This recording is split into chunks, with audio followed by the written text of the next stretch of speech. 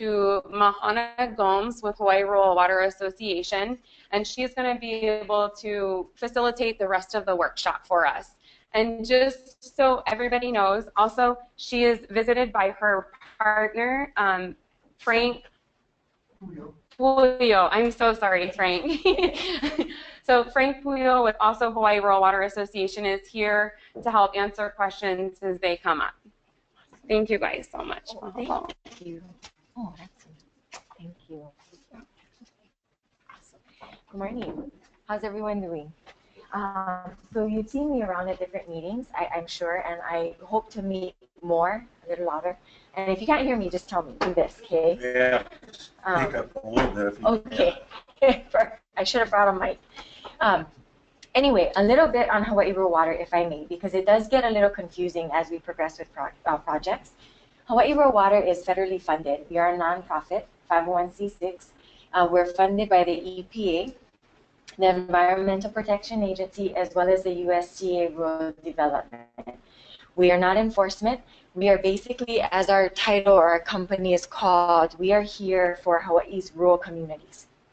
We are a support system, sort of a one-stop shop, if you would, with no real money exchange to get information, connect you with resources. We have a staff of 9. 5 of us are actual licensed operators that are under the federal programs, and that is a requirement because they want people that can go in that have actually had hands-on with this information. The other 4 of our team are support staff that help us with the paperwork and communication. So with that said, we are actually here and been working with this project through our EPA grant. Again, we don't take anything back and report it as far as enforcement goes. We do some reporting to let them know how the funds are being used within the state. And when I say a one-stop shop, if you need help fixing a pump, we've got somebody on team to come out. If you need help meeting with homeowners and boards, we've got someone on the team that'll come out and help you with that. If you need help setting rates, we'll send somebody out. If you need an engineer and you're struggling to find some, we'll get you in touch with our network. We've got a big network that's statewide as well as nationwide, because there are 48 other rural water associations that we tie to. Every state has one. So that's why you've kind of seen us pop up. We met up with CORAL a couple years back, and they realized that maybe we could partner and be of some help to you. And so, again, that's why you've seen my face at a couple meetings. So for today, before I switch into my actual PowerPoint, to kind of set the foundation, we're coming in truly on the factual, technical side as far as wastewater operations goes. Okay, that's what today and the next workshop and the third are about. But really, the core for these is you folks have taken on a really big role and a big responsibility by even entertaining the fact of running, owning, establishing your own wastewater facility. And so the points or the information we're hoping to share with you today is really what's involved in that. What am I saying yes to? What am I saying no to? What am I supporting? And to be very honest, it's a huge, complex beast. And what we've done is we're trying to, thanks Frank, I get quiet, so just let you know if I get too soft. What we're trying to do is break them into areas that make sense so that we don't get overwhelmed. And also to give you the real, we've seen this a lot in the industry. I've been in it for about 15, 20 years now. Frank's been in it, actually I've been 15. Frank's been in it just as long, if not longer, most of our team. And so we've been able to see over the years some of the commonalities that come out with privately owned systems. And so today and next Saturday, hope to kind of weed through that and kind of give you some thinking points and talking points. What we are going to do, because we are live, is I'm going to go through a certain amount of slides, certain topics, and then we'll break for questions if we can, to kind of keep it organized for those that are tuned in. If not, I would be more flexible, but I think it'd be easier that way. Everybody's okay with that. Okay, so in a nutshell, the 3 series workshop that we're going to do is we're going to learn about the key roles for owners and operators. We're going to introduce next week effective utility operations and maintenance of a waste treatment facility. So just so you're not afraid, we're not going to go into MCLs, we're not going to go into chemicals, we're not going to go into any of those things. We're really going to be at a bird's eye view what's involved if you're an owner, what's involved if you're an operator, and how that all fits. That's really what we're going to be doing. And then next week, we're going to distribute for you to take home and look at an assessment form that we've got, and we have. And again, these are all tools that we get through EPA and USDA. So they're templates that have been used throughout the nation that we'll introduce to you. But we're going to send you home with that so that by the third one, we can talk apples to apples, meaning what is everything we just said, how does that relate to Puakō, who are the actual roles in these areas, and then you're going to assess yourself and go from there. So that's the goal of the 3 workshops. If we decide later we need more, that's always something we can talk about.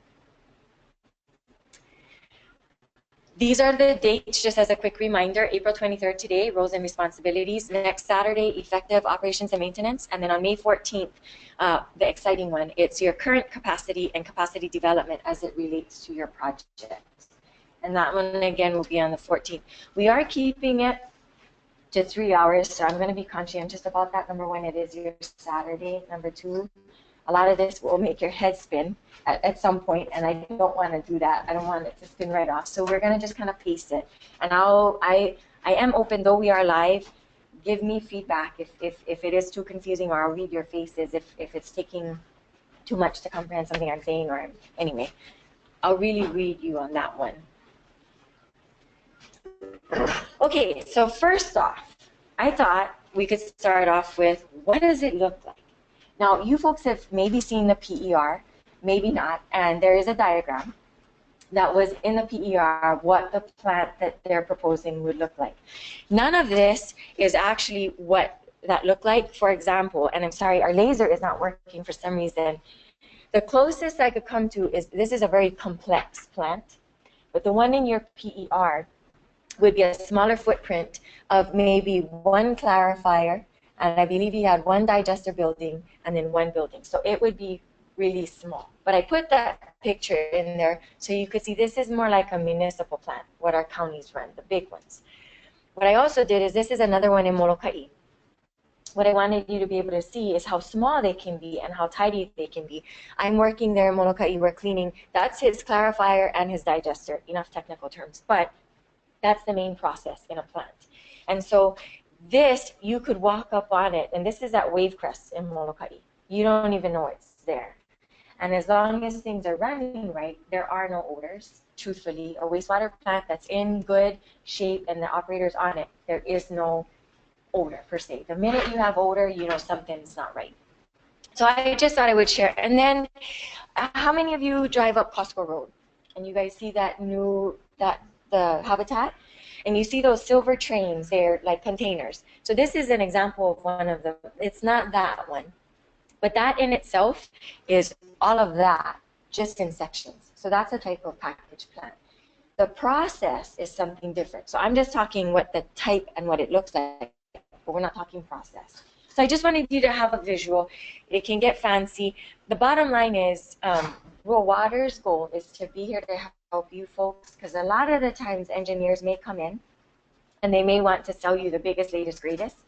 And our job is to come in and say, well, this is really what you need. This is what would happen. We're not engineers by far, but we give you that support that if you're feeling like it's too fancy for what we need or it's too little, we kind of try to be a sounding board for you with the engineers as well. So anyway, I just thought, just so you could see them in real life. That one package plant up there by Costco, does that have the open pits like that? No, it's all closed. It's all in containers, right? Yes, Yeah, okay, it's those in 3 containers. Yes, Yeah, that's yes, it. So yes. it's enclosed. That's something like what we. Now, and I will say the reason I put these pictures up is a lot that goes into it is what kind of flow and what kind of information or what kind of sludge you have. So what they have at Costco worked for them. It may or may not work for you. That's what the PER looks at, okay, if that makes sense. But again, I wanted to point out you can make a plant look nice, even though it's a plant. But just so you can see, on Wavecrest, most of their owners don't even know it's there, and it's right on property. And your footprint, again, depending on what you guys decide, it could probably be a small footprint, but it would more look like things like that with what the PER has said. So that's just some visual aid for you guys to see. Okay, I'm just going to skim through this. So I just gave you a visual of what plants can look like. and what a package plant versus, but this is process. And all these things are talking about is it a conventional? So the one in your PER is what we consider a conventional. Very simple clarifier digester, the simplest of like a human body.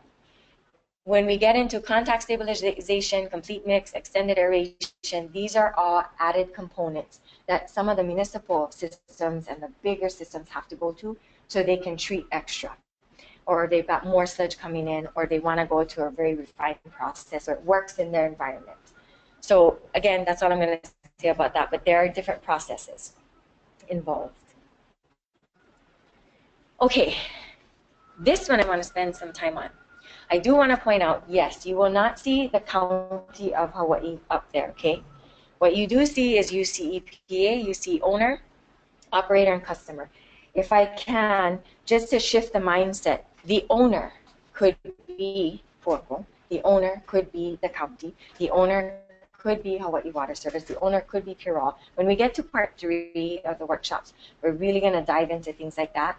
But I want to plant that seed that it doesn't matter who that body is right now. The core is that's the owner's role and responsibility. That's what we're going to cover. That's really what I want to focus on. So starting off with, there are just a few major stakeholders. Again, when we get to part 3, we're going to identify yours that are outside of these. But no matter what, when you go into wastewater treatment or water treatment, these are the ones you're going to be dealing with. So first off, EPA. The word primacy, I don't know if all of you have heard that, but Hawaii is a state that EPA has given primacy or its full authority to the state. There are certain states that EPA maintains that. As of right now, if you were to go to the State Department of Health Wastewater branch, it is as if you're talking to EPA. They have full power, full control in Hawaii. So that's why I put that word up, and it is the wastewater branch. So Erica and I have gone and we've met. I think some of you might have met with them.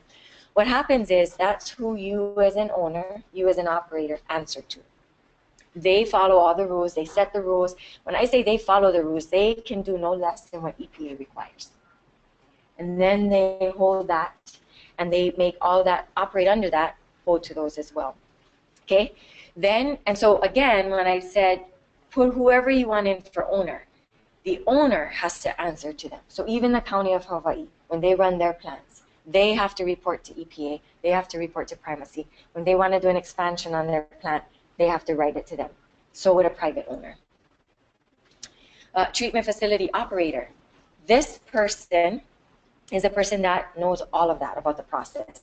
They're licensed. They're the ones that, if something went wrong due to negligence, I hold a license, Frank holds a license, we're the ones that get cuffed and taken to jail if it's proven that we were negligent in our job.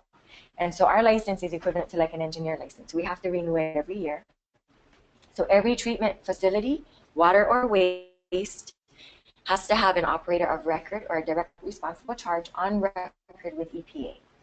And so, and then of course the last is customers. In wastewater, it's a little less customer related as compared to water, because unless something's going wrong or it's backing up or there's a smell, you really don't hear from customers or its rates when it's on the wastewater side. Water, very different. If there's weird tastes in the water, different things. But you still have customers. You're the customers of this treatment facility.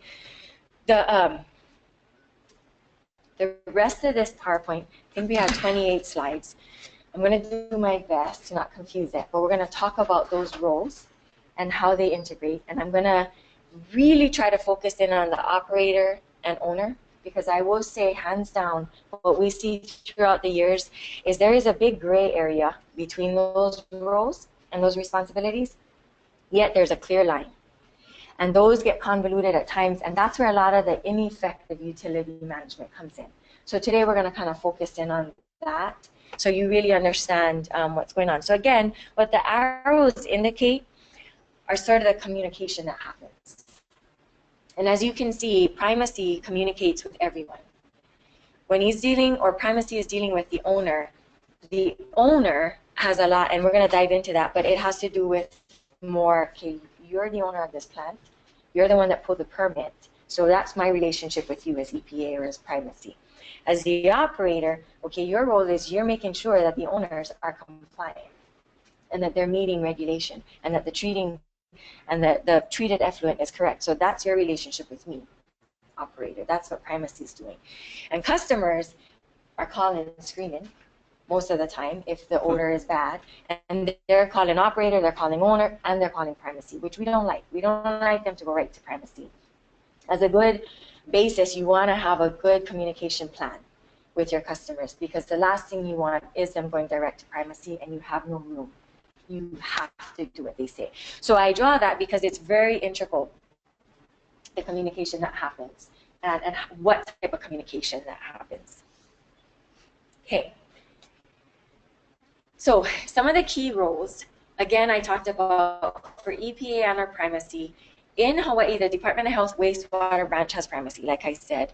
So basically, they administer the statewide engineering functions related to water pollution, municipal and private wastewater treatment works programs, individual wastewater system programs, and the Water Pollution Control Revolving Fund. So all of your cesspools, the wastewater branch is very aware of them. That's part of their job, along with the clean water branch.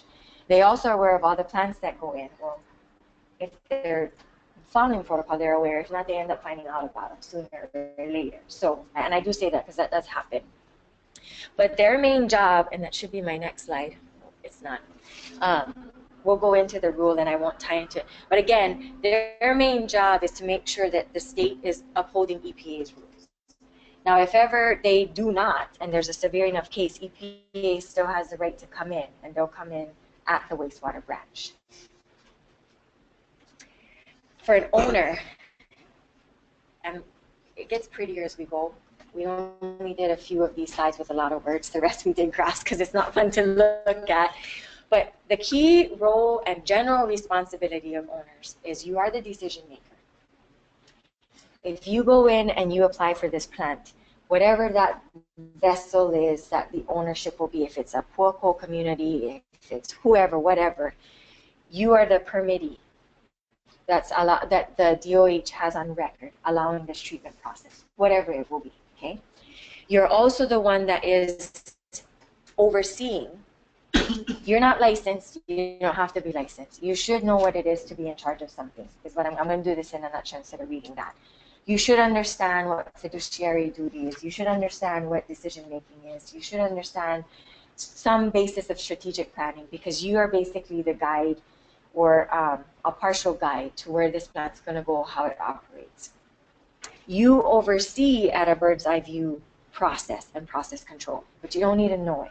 Your job is to hire a good operator to know that, to make sure that that is, but you as an owner should understand what's involved with being able to manage that and certain key points and checkpoints. So that's basically what this is saying. And determine staffing adequacy, work with the operator. As an owner, it's recognizing, man, my plant is having issues every month.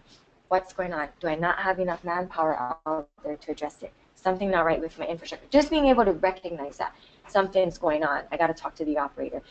And not be in there saying, oh man, these membranes are clogged, things like that. No, there's a difference. Just being able to recognize that and when you need to step in.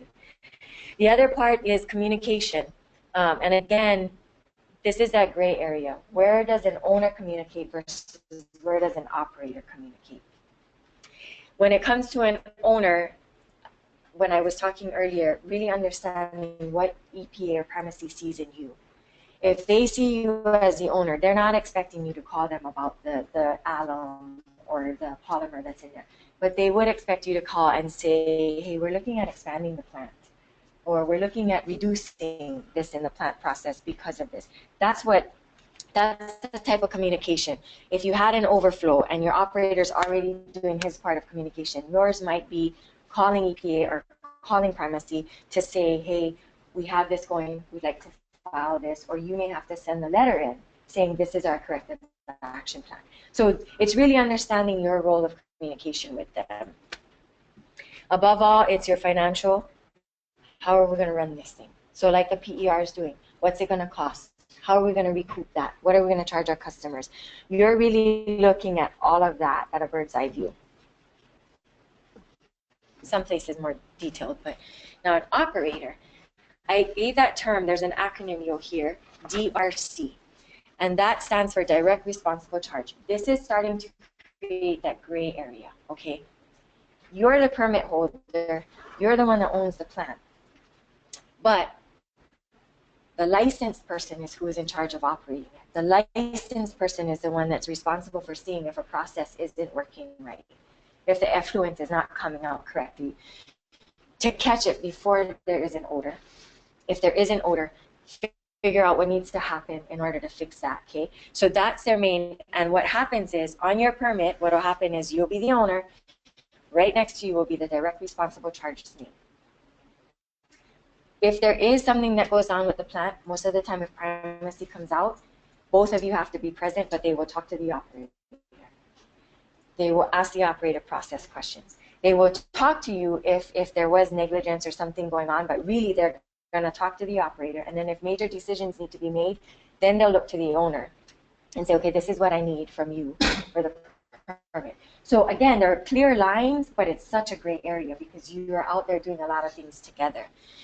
The direct responsible charge is required to maintain the quality of the effluent standards. Bottom line, whatever your plant is held to, whether it's a 45, 45, 60, 60, that's all I'll say about that. There are certain standards they have to meet with BOD, TSS. It's that person's job to make sure that that happens all the time. You and that person may fight.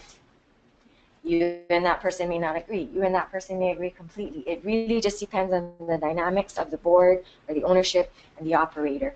But really, a cohesive team with operator and owner leads to really effective management and a good plant process. I cannot stress that enough. Their key role and general responsibility is to monitor, sample, and report. So really, as an owner, your reporting is very minimal. It's really if something went wrong and you have to respond, or if you're wanting to stay ahead of something. Most of the paperwork and correspondence goes between the DRC and the primacy. Every month, whatever samples they have to pull. Again, your role would be overseeing that. Did our samples go in? Did our reports get filed? And somebody checking up on that to just make sure. He or she is the one that has to do all of that. So their role gets a little more in detail and in depth. Stop with that. The key role of the customers. They're the recipient of the service being provided. Bottom line. They are paying for the service, or you are paying. You are a customer as well. And that's all I want to say about that. I think we know that enough about customers. And really what I will say in relation to owner and operator, again, wherever you decide to go with this, a good communication process is critical. Deciding at what point an operator talks to the customers and at what point the board does. We have come in many a times and it's been really awesome because they have a good understanding, and we've come in and it's been hell because there's not. One thinks it's one way, one thinks it's the other, and they can't. And it makes for just an awful situation for the customers. So that is a reality that we see. Yes. These operators, you said you're an operator, and Frank is too. Yeah. Is there a whole pool of you operators out there looking for jobs to run our plant, or? So I will be very honest. No. There's two things that's happened in society. There's been a switch in the way roles and jobs have been looked at. And I'll be honest, in 4 years, we set to lose 40% of our workforce nationwide. Majority of the water and wastewater operators are at retirement age. I am one of few, and I think Frank would agree, in my age, that is still in it. There are a handful of operators. I think we have 500 something in the state, but majority are employed by the county, which doesn't allow them to work for an outside private firm. A lot of them go there because it's security, it's good pay, it's a consistent job. Then you have the privates that you've heard us talk about, Hawaii Water Service. If you're driving to Anaiho Omalu, there's that wastewater facility on the Mauka side, the mountain side. That's Hawaii Water Service. It's a private outfit. They have private operators. When I say that, they're funded by their customers only. They're not a government, if I can make that make sense. So Puakō, whatever way it goes, may be a privately funded. You folks are funding everything. I know Erica and you folks have talked to county to decide what that might look like. But either way, no, there's not. And on the wastewater side, it's even worse. We've got more people now kind of re-entering as water operators, but in wastewater, most people, I mean, they just go, it's wastewater, truthfully. And so the other part is most of the plants require a 2 or higher license because there's only 4. And it's very hard to get that. You have to be in the field. That's the one thing with our license. I'm a 3 on the water side. I had to have no less than 3 years physically working on a plant to even qualify to sit for the test. So it is interesting. That's why there are only a few firms that you hear of in Hawaii that you could go to possibly to operate the plant. It's just that we're all trying. Rural Water's one goal is to try to rejuvenate the youth and get people back in the industry. But right now, that's not what we're seeing. It's not something I could do in retirement every morning for a few hours, go down there and monitor the water and get paid a couple $100,000 or anything like that. I wish the pay was that great. I will say this. What you said is possible, and that's something we've supported on the water side. Your endeavor is very different. This is the first one we've seen in the state for wastewater.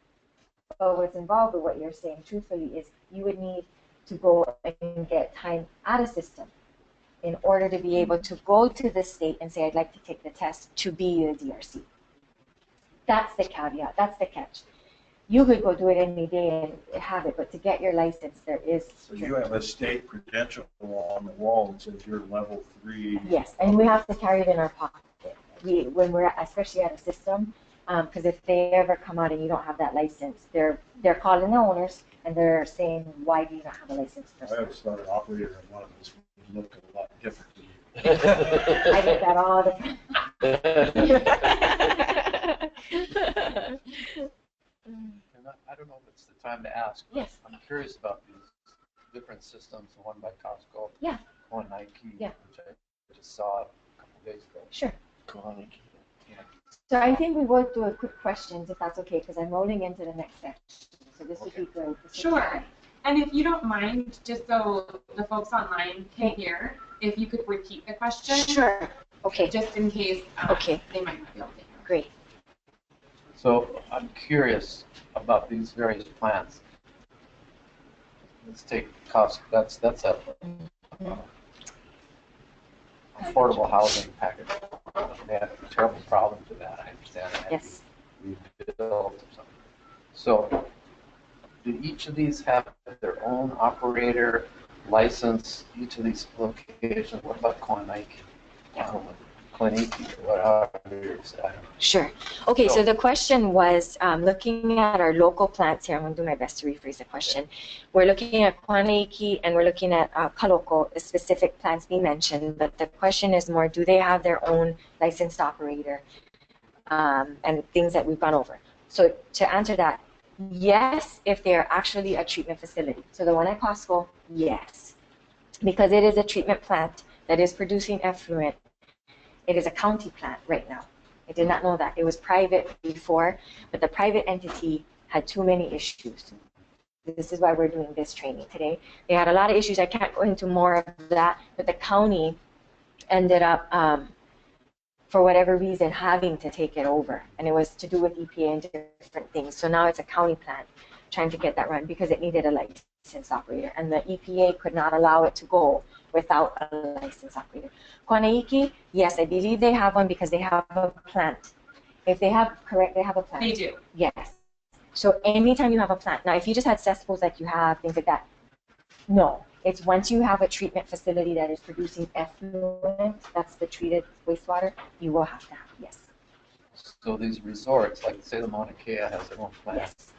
they have an operator Yes. that probably is full-time. They have a whole staff. Yeah. So most of the resorts are either they have a contract with somebody like Aqua Engineering or Pural or Hawaii Water Service, or they formed their in-house and got their people trained. So Mauna Kea has their own. I think it's called South Kohala Irrigation or something, but they have licensed operators on site and along the coast. Good question. On, say, the Puakō facility, whatever it is we put in, how often and how long does an operator have to be there? Every day, number of hours, or? Sure. So the question was, if Puakō did do a plant, how long does the operator have to be there every day, so many hours? That is process driven. That's a very good question. So most of the time for wastewater treatment facilities, there is somebody there all day long, or at least for half the day, depending on how small. So remember that picture I had? I was cleaning the clarifier wave press. That's a small plant. I think his is at the most 5,000 gallons per day that he processes. Okay, small. He is out there about 6 to 8 hours every day, just doing the cleaning, the processing, different things. Now, if the treatment facility is a little different, you may not have to be there, but you will have to be there every day because you do have to check your chemical. You do have to check processes are working, check for odors, and you do have to do your testing. Yes. Oh, thank you. You're welcome. Okay, how are we doing? We okay? One question. What is our affluent going to be on that test? Was it like 50,000 a day? Said here 35. 30. Okay. Gallons per day is what you're asking? Yeah. Yeah, I think it's between 35 and 50. Okay. So it's 50,000 gallons a day. So if that's 5,000, so yeah, we'd have to have somebody. And Justin, I'm sorry, in the preliminary engineering report, it is outlined the level of operator that would be necessary for the recommendation, as well as the time and tasks that would be associated with that role. Yeah. And I'm glad you said that. That's why we decided to do these, because for those things to make sense to you, we were thinking this has to make sense to you. Then it's more relevant by the time we start talking about them in part 3. Okay, are we good? Do we need a little break? Now I'm going to just keep rolling. Okay, so now we're going to talk a little bit about regulation and compliance. So again, keeping in mind, we're going to drop off customers at this point. We're just going to talk owner-operator. Primacy is involved in this whole conversation because they drive it, but we're just talking owner-operator. When it comes to wastewater, the nice thing is you have one major rule that's followed in Hawaii, and that is the Hawaii Administrative Rule, Chapter 11/62. The really bad thing is you have one rule that you follow. And the reason I say that is that it's a big document that talks about A to Z in running a wastewater treatment facility. On the water side, we have different documents that you can go to that kind of help simplify the process. So for me, to be honest, it's nice, it's a one-stop shop, but it's also frustrating when I got to look through it to figure it out. I will not go into a whole lot about it, but basically, the Department of Health seeks to ensure that the use and disposal of wastewater and wastewater sludge does not contaminate or pollute any valuable water resource, does not give rise to public nuisance, and does not become a hazard or potential hazard to the public health, safety, and welfare. This is basically what, in a nutshell, they're trying to do. And they administer that through this rule. If you wanted to see it, this is what it looks like, and it's thick, like I said. So all I did is we copied and pasted the actual, I guess, table of contents, if you want to call it, and one of the sheets that I really wanted to hit on this slide, okay? As you can see, I apologize that the laser's not working. 1 through 27, when I was saying it's nice, but it's also not so nice, everything you need to know or should know is right here. But it's broken into all these different areas, and it's really trying to understand, well, where would this fit in that area? That makes it a little time-consuming navigating through it. But as an example, number 1, we'll talk to you about the duty to comply with this rule in EPA. Number 2, compliance with sludge standards. Anyway, we'll go into that later. Compliance with wastewater effluent standards. Actually, let's talk about those two. That's really good. Just in a real nutshell, not too technical. Everybody understand sludge versus effluent? I don't know. Okay, so sludge in a wastewater plant, I'm going to just lay it out like this. A wastewater plant is like the human body. I know this sounds weird, but this is the best way I've been able to teach it, and even to kids. You have a head works. No matter what the plant is doing, there's a head works. That's like your mouth and your throat. That's where everything comes into. And then you go into, like in your process, you've got a digester and you've got a clarifier. That's like coming in through our small intestine, big intestine. And that's literally what this plant is, a living, breathing thing. Well, we release that 2 ways. A wastewater plant does 2 ways. Your effluent is one way that we would say we got to go number 1. And then your sludge is how we say we go number 2. What happens is you have to deal with 1 and 2. So your plant the plant that's in the PER or any of these has both. Some places, the sludge gets dumped at Mauna Kea. If you've ever been to Mauna Kea Beach Resort, they've got what we call drying beds. So when number 2 happens, they put it out after the process and they let it dry. That's the sludge. I'm not going to go too much more into that, but because of that, that's why it gets complex where you start dealing with the sanitary division. Where do we take the sludge after that? To the dump, whatever. That's when all these other roles come into play. We're not going to go into that today. When you're dealing with going number 1, that's your effluent. That's what we've been talking about for your plant. You're really wanting to make the best use out of that, and that's turning it to R1 and using it to irrigate or do different things. So that's why there are 2 things in there, because you have to know what to do with number 2 and you have to know what to do with number 1, effluent versus sludge. Make sense? Okay, great. And then it talks about duty to provide information. That is key. That would be like number 13. You would need to understand that to understand your role as an owner and operator. What do you have to communicate? How do you communicate that? If violations happen, there are certain things you have to communicate. And where? So this is the one-stop shop. Here on this side, the reason I had put that up there is basically that I wanted to talk about the sludge and effluent, and so you understand, because that's a big part of this whole process. That's why EPA is involved. They don't really care about all the steps involved. It's just at the end, this is what our earth and our people have to do. So that's all I'm going to hit on this, unless you had any questions, because it just gets so layered. I really didn't want to go into too much today. Bobby. Do any of these rules apply to cesspools, like this section, or is that in a different section? You know, no, I think it's a separate section. It's completely Yeah, separate. there's a different rule for that. This is only to do with sludge and effluent or a treatment facility. I didn't bring that one, but it's a different chapter. I think it's 11-52. Thank you. I just wonder about that general rule seems to apply to any kind of wastewater. And, it seems like cesspools are in violation. I mean, the ones we have are in violation already. So let's talk. That's it. Okay. So the comment that was made for those online is that the question was, do these rules apply to cesspools? And the comment to that also was, it seems like cesspools are in violation already with the commonality of these rules. So we will talk about that. Hawaii is one of the few states that still allows cesspools, and I will say that. For that reason exactly. When you look at it, it's not a very good treatment method at all. And I have to choose my words carefully, so hear me, because there's both perspectives to come from that we've been exposed to. You go into American Samoa, they're direct example of what's going on, because they have so many cesspools and their source water is so high. They have E. coli or have had E. coli issues, in the past. We've gone in to help where we can. That's a direct relation. Other areas, if you're not so close to a source or a vein or an aquifer, that's where that gray area comes in. Well, is it really a bad process? Is it not? You can go back and forth, and literally people get into arguments because it's a matter of opinion. But the bottom line is, yes, one is treated, one is not. And I think that's all I'm going to say about that. And Hawaii is the last, or I think it's the last, or one of the last to still allow it. I will say this, that it's not something the state's ignoring.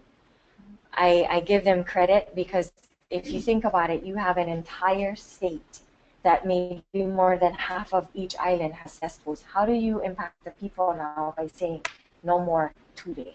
That's a lot to put on the people. At the same time, they're going, but our environment is taking this hit. So I don't envy them. That is a hard place to be, and the more people are educated, maybe can help ease that pressure. And Hawaii actually did just create a ban on cesspools. So cesspools from here on out, statewide, are no longer going to be permitted. So hopefully that will continue So they don't to keep change and recreating it, improve our wastewater issues that are here locally. So the only thing you can use is an ATU.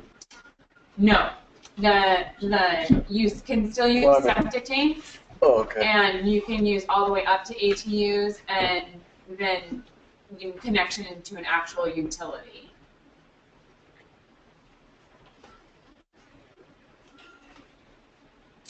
Okay, so now what we're going to do, again, this is to try to simplify the process. And what we've done is EPA has, over the years, kind of broken this into main categories when you talk about roles and responsibilities. So for us, we don't recreate the wheel. We just try to make it make sense to home. So what we kind of just went over the general responsibilities. Now what we're going to spend time on is we're going to go into these 3 areas that, again, we're at a bird's eye view, okay? What these 3 areas mean to the 2 roles, operator versus owner. So the first one we're going to go into is regulatory compliance. And this is where if we need a break, we will take one in between. We tried to make the slides more graphic type instead of words, but we're going to go into regulatory compliance, communication, and system security. Again, when you're running a utility, these are really the high-level categories that you're trying to meet and function within. Okay. Actually, let me go back, excuse me for that. And the word capacity in the middle, I want to link it. So next week, we are going to talk about capacity. We're not really going into capacity here. Capacity will open us into a whole nother vein of a whole nother stream of things. But that's why it's there, is that we're trying to work towards capacity to meet all of these areas. So today, we're just talking roles and responsibilities within those areas. Okay. At the top of each screen, you'll see we have owner. And what I did is I played with this. So I'm going to see how this goes today if I have to rearrange them. We're doing each section, and we're doing owner-operator. I wanted to kind of catch it right in the same category instead of doing all owner and then operator. But you let me know how it feels, because we'd like to use this going forward. So when we talk regulatory compliance for an owner, the responsibility, and I have to be honest, there's a lot more involved, but we're giving you just the key or critical or more apparent ones.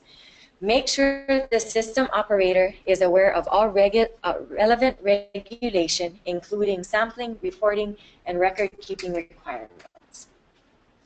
So most people would probably say, well, how am I going to know that? I'm not a licensed operator. And I do talk to EPA or primacy, but one big way is that, like I mentioned earlier, we have to get CEUs every year in order to keep our license new. A really good quick check is that your operator's license is current. And the only way it would be current, they continue to get education. The education that they get is in all of this. Some of the classes we offer, other entities offer. And also they need to stay on top of that because they're signing for it. So that's one way you can make sure of that. On that, do they keep the record-keeping requirements? Are those kept online or something? I mean, as the operator, do they? I mean, is there like a logbook, you know, or something that you have to, a daily logbook? Very good. So that's the second thing. Stay informed of sample results. Make sure all follow-up sampling, reporting, record keeping, and public notification requirements are met. You just hit it right on the head. Your job as an owner is to make sure that there are treatment logs, sorry, I crossed between water and wastewater, that there are sampling logs, that they've got a binder. And most of the time, you may or may not tell them where that needs to be kept. If you provide them an office, you could say you want it in that office. If you don't, then you would have them have it at the treatment plant. You would build a little house for these things to be at. Because truthfully, that's what you want to know, is that you can walk in at any point and you can see what the daily flow was, if there was anything noted. When primacy comes out, that's exactly where they're going to go. That's kept online too, or something? It's up to you how you want to require that of your operator. I mean, It's normally hard copy. It gets a little hard online. I'll tell you this, and this isn't, I don't mean this, it just gets tricky when you try to introduce electronics and that kind of method with an operator, unless you've got enough help for the operator. If that makes sense, because there is a lot of reporting. There's a lot of physical work that needs to happen out there. So you can have them saved to a hard drive if you want, but you really would have to step it up to help them set that system up. But to ask them to watch that plus the plant, that's a lot, because they have their own things they have to do. There's other things that are online. We're not going to go too much into it, but yes, there's SCADA. SCADA is an online system that if you had authority as an owner, usually they don't give you that, or they give you that so you can just see. You can see real live what's going on at your plant. and the operator uses that to control. So that's another technology that operators use a lot to make life easy. And that's also a snapshot electronically. So there are many different things you can do that as we move forward. And that's what we're here for, is in the long haul, whatever you decide, we can come in and give you input on that later. Communicate with state and local officials to increase your awareness of new and upcoming regulations and tools that can help promote regulatory compliance and system security. Truthfully, when I talked about communicating, there's a difference between being aware and understanding and micromanaging. And when I say this, this is where we see a lot of the heartache happen. And I don't mean this in a bad way, this is a fact. If there is micromanaging happening between an owner and a licensed operator, a lot of the time the plant is the one that suffers. And again, when I told you it's like a human body, I'm not kidding. A plant is a living, breathing thing. The bugs in that plant have to eat, have to feed. If that is not identified, and there is that happening, a lot of the times the operators are like, I'm going to jail if you're telling me something wrong, and I'm not going to do it. So you either help me with this, or I'm sorry, I got to go, because they are the ones that get caught. You as the owner would get the $25,000 fine per day per occurrence. So you share in that, but one of you can actually be hauled off. So when you communicate with the local officials, you should. You should. If you hear things coming up that they're going to tighten down on Chapter 1162, you want to be aware of that. But to what degree and that trust you have in your operator, that's that gray area.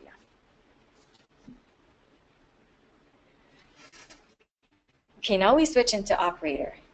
And anyway, I'm curious to see if you noticed. So for an operator, and we just cut and put a few of their key functions in here. There is a lot more. They develop and maintain a sampling plan designed to protect the facility that covers all monitoring requirements. So again, their role is they need to know for their type of plant, their process, what samples are required, how frequent they're required, and what their limits have to be met at, no higher than. In wastewater, it's no higher than, much like water. They have to collect or oversee collection of samples and required reporting. So if they have help, but they are the licensed operator, they still have to either collect it themselves or make sure they're witness to who's collecting for them. They're signing off on that. Conduct routine inspections of facility, including monitoring and control equipment, practices, or operations regulated or required under the permit. So they basically are the ones out there every day checking it, making sure pumps are running, your sludge pumps are doing what they need to do, the clarifier's doing what it needs to do. They're the ones on the ground checking that every day. They also have to address any problems quickly, okay? They have to ensure that the required follow-up steps are taken. So for example, this is just an example. We recently had an overflow. A wastewater system had an overflow out in its collection system. Immediately, the operator has to address the situation, get the spill to stop, find it, or the overflow to stop, find it, and watch where it's going. Immediate reaction. Second, maybe third, is calling the owner. And again, this is something as an owner and operator you guys work out together beforehand. Would be calling you saying, this is what's going on, I already am on scene, this is what's happening. Either I'm going to communicate with primacy or can you help me do that? But their role is that. What also happens is if it's going into, say, a storm drain or it's connecting to a body of water that's safe, their job is to now know, I got to contact Clean Water Branch, I got to contact Wastewater Branch, I have to contact all these people.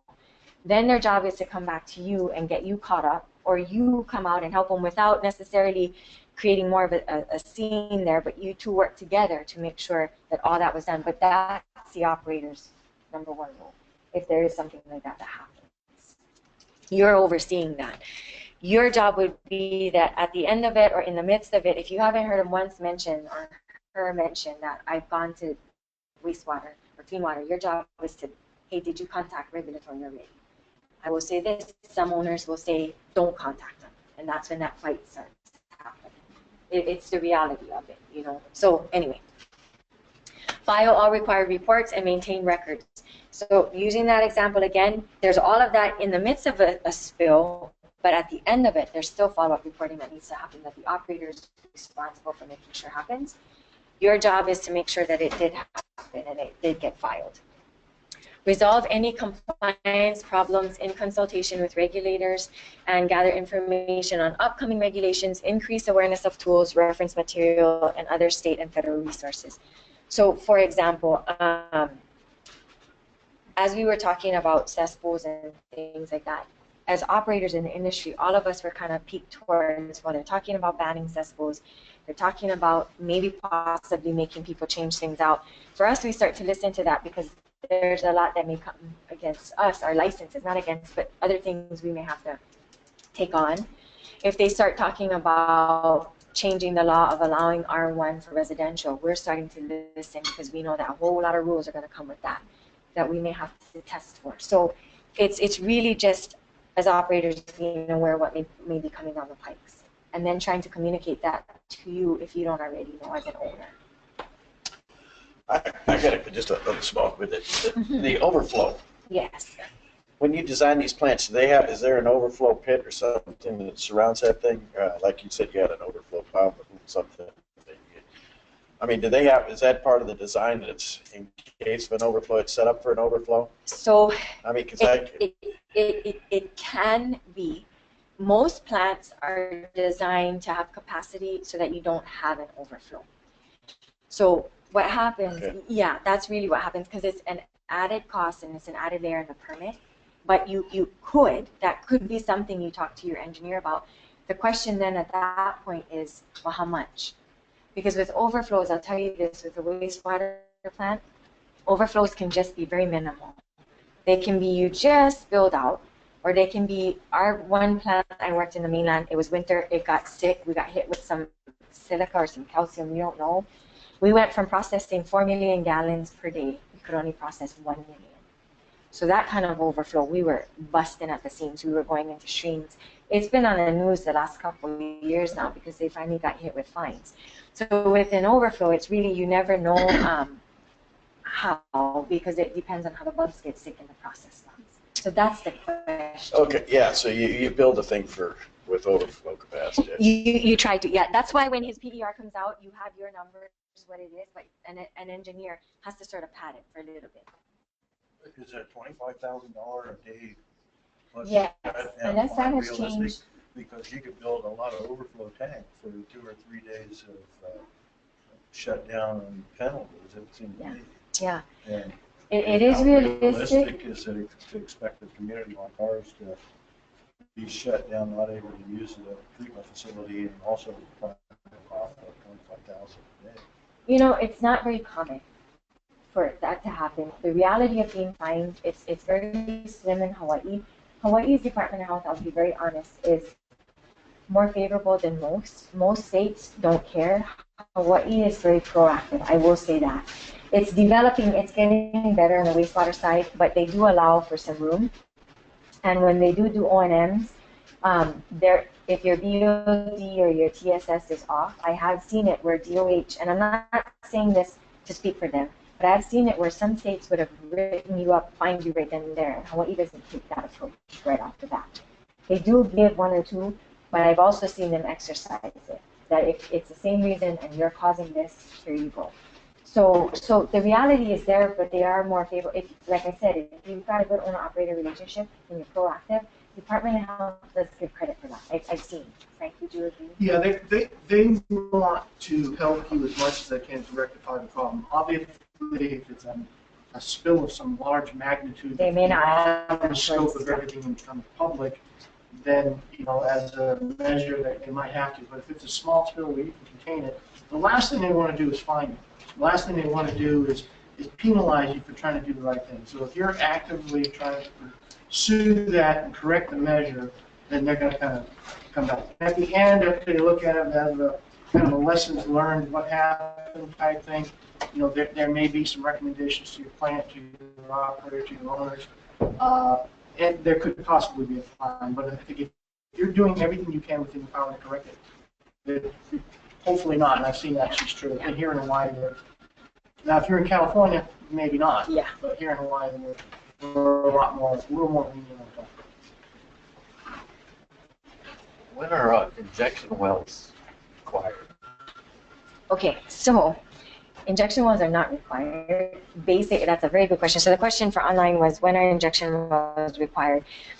What it is it's a form, I shouldn't say it, it's not required. It depends on the process and the effluent that you're dealing with.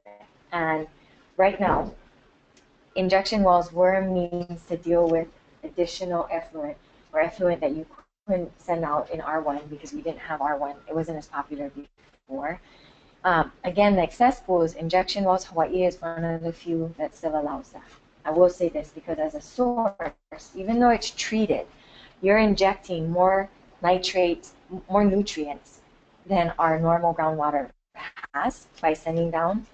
So truthfully, injection wells are a touchy subject, much like cesspools. They are allowed in Hawaii, but Hawaii is one of the few states that don't allow it.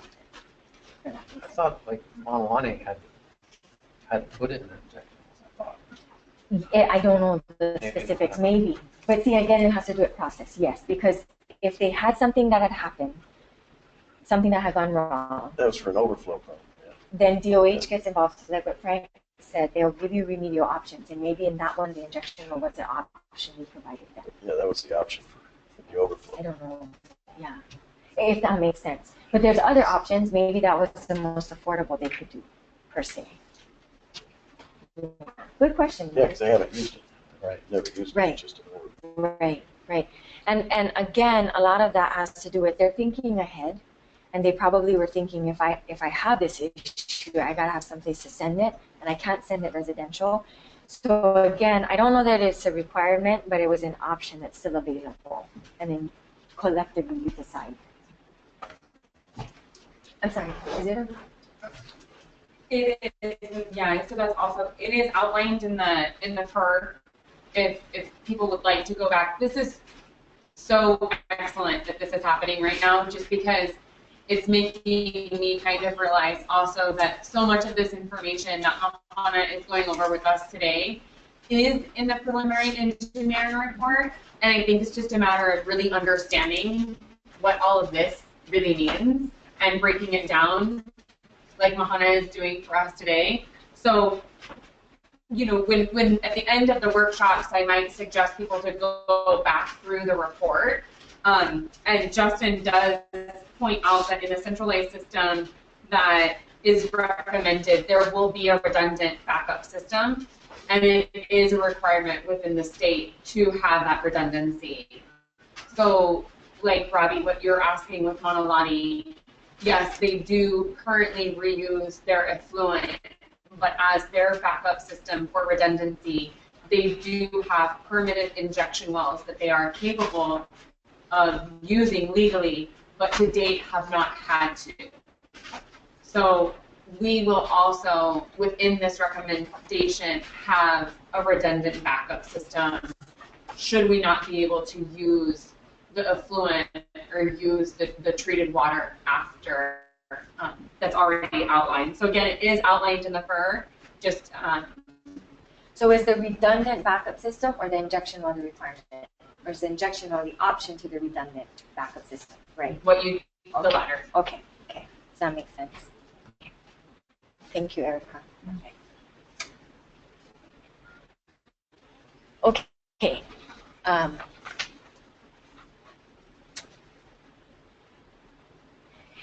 If I can say this, I'm going to try to make it make sense before we move into communication.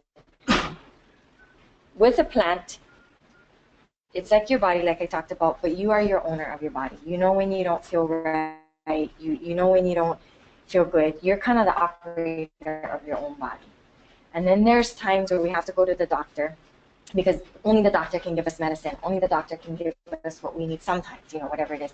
That's sort of the role of an owner and an operator when it comes to regulatory compliance. The operator's job is to operate that body, but if he or she recognizes when it's sick, he or she recognizes when it needs help, but can only come to you as the owner, as a sort of this doctor figure, but as the owner to help make it better, because you hold the keys to the finance. You hold the keys to the permit. And so I do want to say that it is that simple, but it is so complex when you start diving into the duties. But if I can drive that home all the time, it is really that simple, and it can work. That's what I want to say. Okay, communication. So owner's responsibility, maintain open channels of communication with staff concerning budget issues, regulatory changes, or planned staff changes. So again, an example I've seen, and this is more on the water side, the board would meet once a week, once a month, and the operator would come in and have their part in the board meeting. It was during the board meeting that they could flesh out whether or not they needed more staff, whether or not capital improvements needed to happen. I've also seen it where they designated that the president is in constant communication with the operator. So the president is moving forward almost weekly, maybe not daily, but weekly with the operator. So there is that continuity, and then the board gets brought up to speed with that. So I just shared that. I've seen it work several different ways. Again, it's up to you how you'll choose. Inform customers of the need for infrastructure investment and rate changes, utility policy, and resulting link to maintaining treated effluent. I'm going to jump to the next one. Maintain open channels of communication with regulatory agencies as needed. Okay, so for these two, really if I can hone in to articulate this, because an operator is going to have similar communication, but for different reasons. What the second bullet is talking about is you as the board or you as the owner would go out and call community meetings if you're looking at needing to increase the rates. If you're looking at needing to increase the homeowner dues, if that's how you decide to run this through. But you would be the one presenting the case to the community to get their support, because you need to add a digester or you want to go to a membrane process, whatever. That would be your role, because you're sort of that hub. With the regulatory, it's keeping open communication. I've seen it as simple as this. Sending a letter, flying over once to meet with them and say, hey, I'm the board president. Just letting you know we just had a change of leadership, blah, blah, blah. But I'm here if you need me. This is our DRC, but I'm here. It can be that simple, just so that they know you know they're there and they know you're there. Because there's a lot of the time where they don't know who the owner personally is. They know the owner entity, but they only know the DRC. So keeping that open every now and then, flying over to say hello, and this particular state is open to that. We've actually accompanied owners that have requested that just so we can go and make the introduction. So that's what that's talking about. It can be used to say, hey, I'm kind of worried about my DRC, but that'll backfire pretty quick because regulatory is just regulatory, so just keep that in mind. But you can keep it that open and say, you know, we've been watching our operator. It may be a good thing, a bad thing, but you can go to different depths. But at least the minimal is just letting them know there is a face to this entity's name, per se. Okay, so for an operator, report to regulators as required, participate in the development and delivery of customer notification. Maintain, respond to, resolve, and keep a record of customer complaints. Communication with the owner, manager, or board about technical and financial needs of your system. This includes training for research. I talked about that already. If they need help with you guys paying for their classes, you don't have to, but sometimes they like to negotiate that in their contract. And records should be kept of any communication with decision makers. All of this in a nutshell, and going back to what we talked about with you guys, here's an example. Let's pick, you guys want to modify the plan. Or heck, let's talk about yours, for example. You're going to go out with this if you decide you want to do it. You're going to have a community meeting, and you want to pitch to them, this is what the sewer rates are going to be. It's going to start here. Just taking that as an example, the owner's role would be facilitating that meeting, sitting there talking about that, but you would definitely have the operator there because there are going to be technical questions that come back from the community. Well, why do you have to use this and not that? You would look to your operator and say, would you care to help explain that? You know, the operator might be able to, or an engineer, say, well, if because this chemical can't be used near this, or whatever it is. So you would jointly go at it. If you had a sewer main break, okay, the way communication would work is immediately you would have a plan that your operator would go out, and if it is, they have to go door to door immediately, and they have to say, we have a sewer main break, so we're shutting down, we can't do this, or we're going to close off this street. That's their job, to basically communicate that. But that's as far as they're communicating. The owner's job is to, ahead of that, after that, prep the community, educate them that, hey, if you get this door hanger from the operator, this is what's going on. That's really the owner's responsibility with communicating to the customers, is educating them to know where the operator is involved in all of that. Did I make sense with that? Again, it's kind of gray when it's happening, the heat of the moment, because you're all out there trying to figure it out. But if that line can be remembered, that his job is, I got to fix this, I got to get this on, so I'm going to communicate as bare minimum as I can to keep going. You're coming in to help that. Keep the communication open, look like we got it together. And you probably do. If you don't, look like you got it together. That's really the role there. Okay. This is interesting. Inform the state of the results of technical improvements and their impact on the system. So this is really the operator. Because he is a DRC, so for example, when I talked about if you were going to upgrade the system, or if you have to take something offline to repair it and put it back, it's the operator's job to say, board, do you want to go to the Department of Health? If not, I have to. I have to go to them to let them know we're going to be doing this. So as the operator, they need to know that regulatory needs to be involved. And again, reason being, pure fact, sludge or effluent, if any of that's affected and where they're going, how much is going or coming out, regulatory wants to know. That's the bottom line. It's the end product, how it'll affect. So for the operator, if you guys are deciding to do improvements, this is one area that gets confused because a lot of the time the board will jump in and start talking, and they go so far, then the operator hasn't been brought in the loop, and then technically something doesn't fly, or something went out awry, or so really it's knowing that certain roles the operator takes the lead. Overall, you have the overall approval and authority.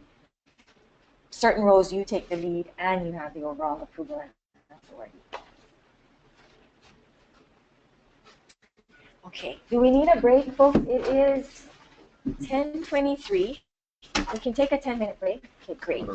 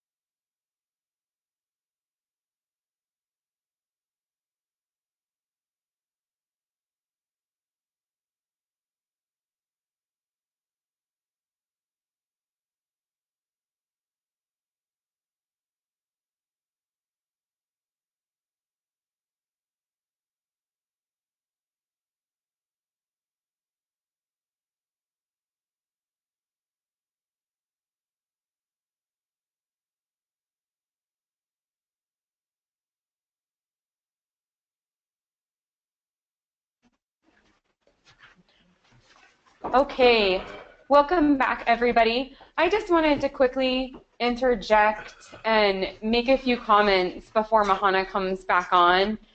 I'm hearing during the break, and I'm seeing in everybody's face that are here locally, this information is very daunting. It is somewhat scary.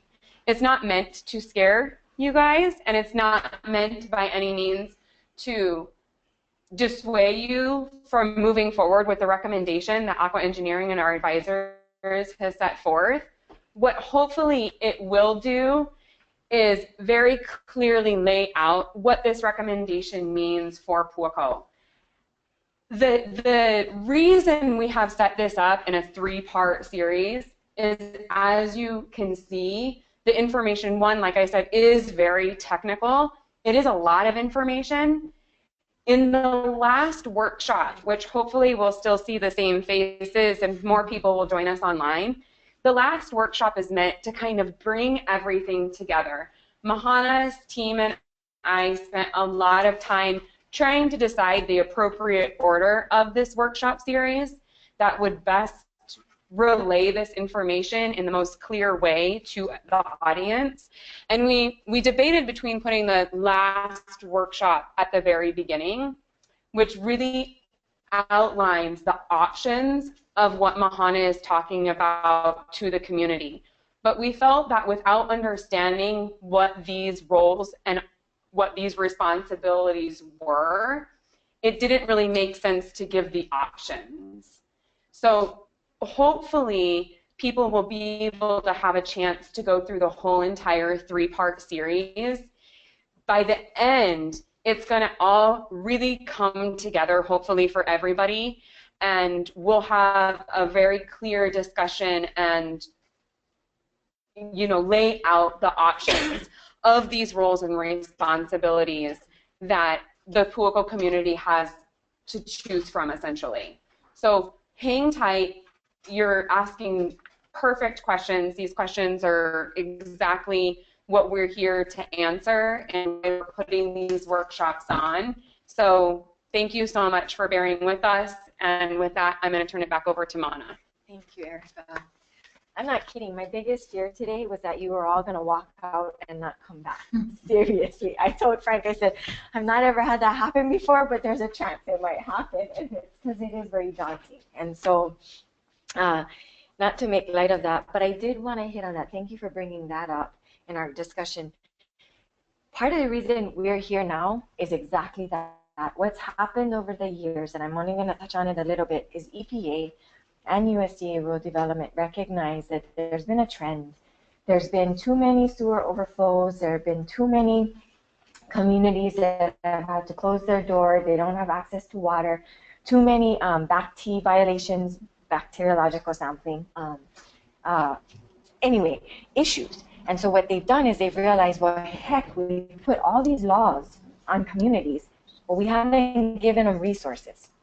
And so part of the Safe Drinking Water Act back in '74 is when all of this really started to evolve. And now the grant that I'm here under is an EPA wastewater grant, and it's specifically for on-site, privately owned, decentralized systems, because they're realizing that they've imposed all these laws, or not even imposed, they've enforced all these laws with very little support. And so I say that to give you hope that 10 years ago you may not have had this kind of resource, but now in this endeavor there is funding and money and effort being put forward so that homeowners don't feel alone. And I did just want to say that. It may not fix everything, but it's an effort to try to help make it better. Okay, so we're home stretch for this particular workshop. This is the last area we're going to talk about, for which you should try to establish capacity at some point and the roles and responsibilities within. So system security, owner responsibility. Actually, let me back up.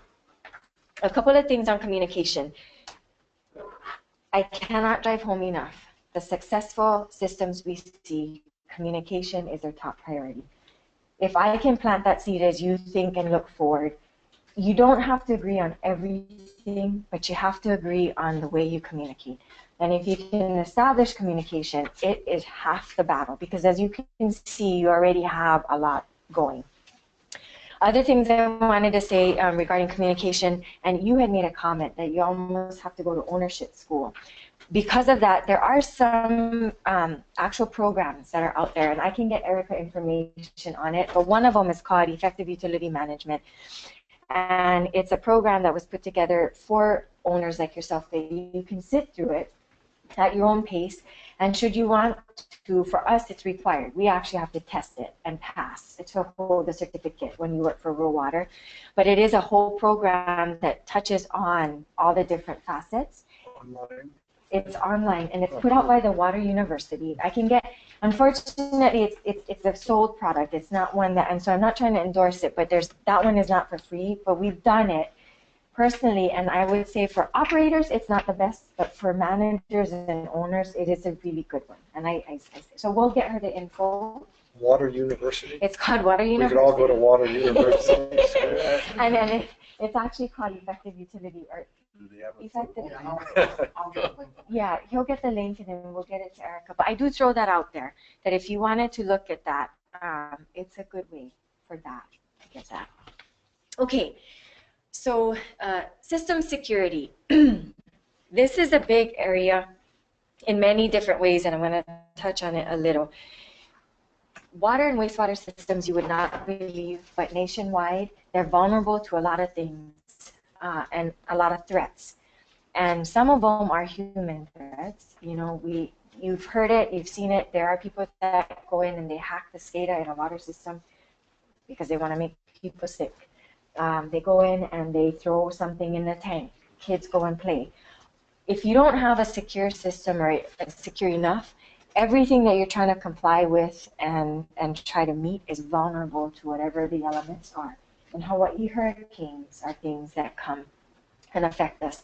Certain areas, tsunamis, tidal waves, things we don't think about, but the whole process, especially with the wastewater plant, it's like for us, if we're not used to drinking, I don't know, coconut water. Some people aren't to coconut water, right? Or coconut milk. If our bodies aren't used to that, and all of a sudden we just dump a whole, I don't know, pint or whatever, we don't feel right. A wastewater plant's the same.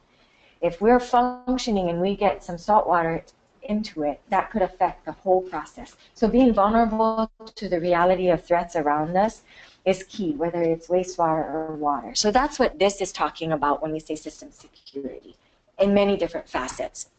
So as an owner, part of your responsibility is to invest in any necessary security upgrades. So for example, fences around the system, facilities, closed circuit televisions, surveillance, inspect critical facilities and components, including doors, locks, and fences as part of daily inspections. So really looking at how secure is this asset that you have, which is really what it is. It's an asset, could be a liability, but update the emergency response plan and participate in exercise drills with the system operator.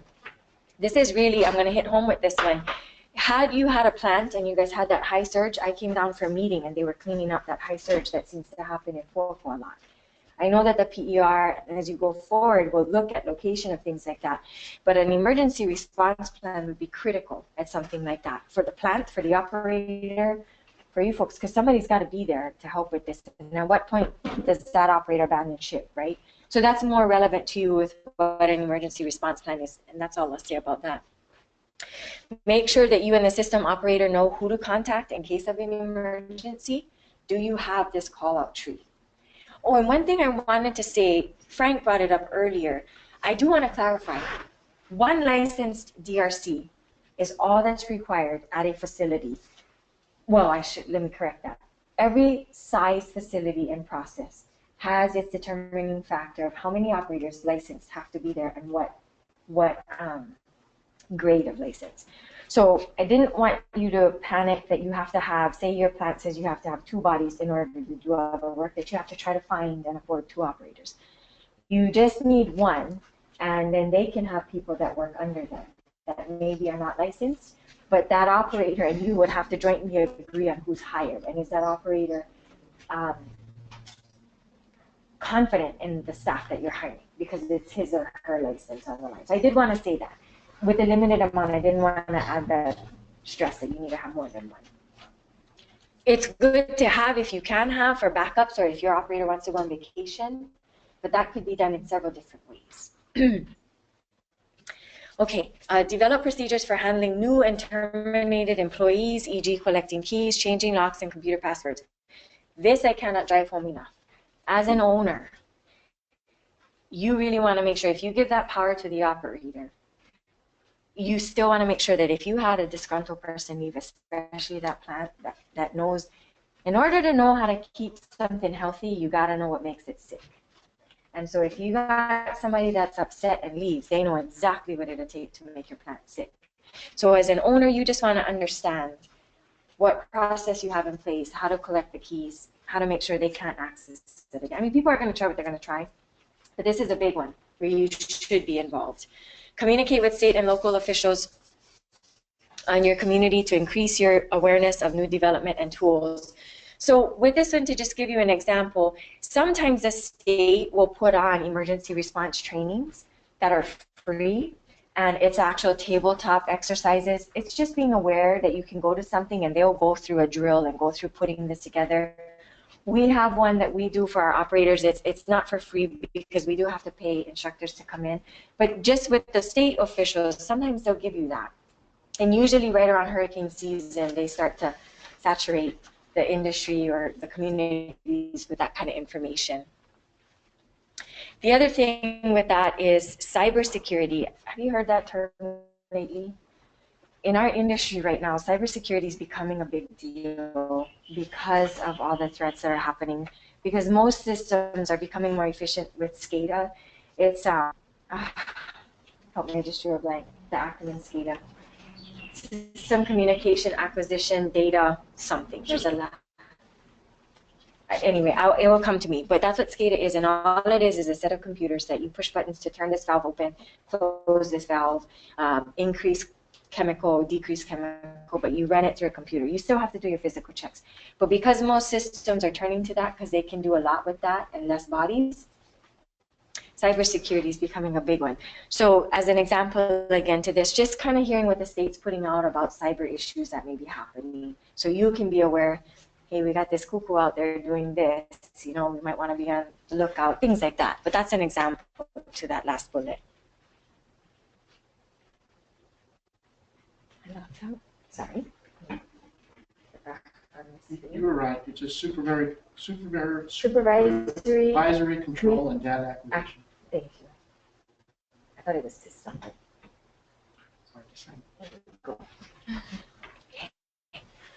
Now we'll move into the operator's responsibility.